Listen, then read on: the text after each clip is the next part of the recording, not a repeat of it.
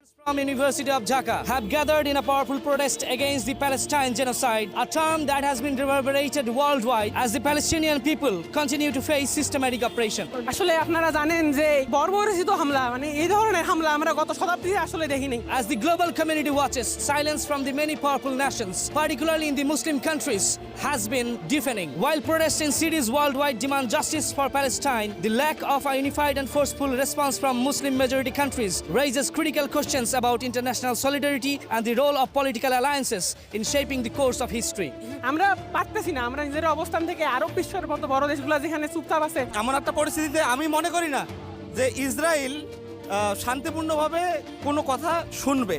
আমার হিসেবে সকল বিশ্বের অন্তত মুসলমান সকল রাষ্ট্রসমূহকে ঐক্যবদ্ধ হয়ে ইসরায়েলের বিপক্ষে যুদ্ধের ঘোষণা দেওয়া, এর বাইরে কোনো অপশন আমাদের কাছে নাই, আমাদের মুসলমানদের কাছে এর বাইরে কোনো অপশন নেই। In recent times, situations in Gaza have escalated dramatically. Thousands of children, women, and elderly people have been killed, wounded, and displaced from their own homeland with excessive bombardment and air strikes.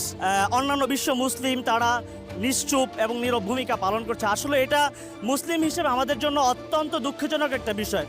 এটা তো ভাই ধর্মীয় কোনো issue না, প্রথমত কথা হচ্ছে এটা একটা মানবতার বিষয়। International calls for a ceasefire have intensified, but broker to peace have been unsuccessful and denied, betrayed by the Zionists.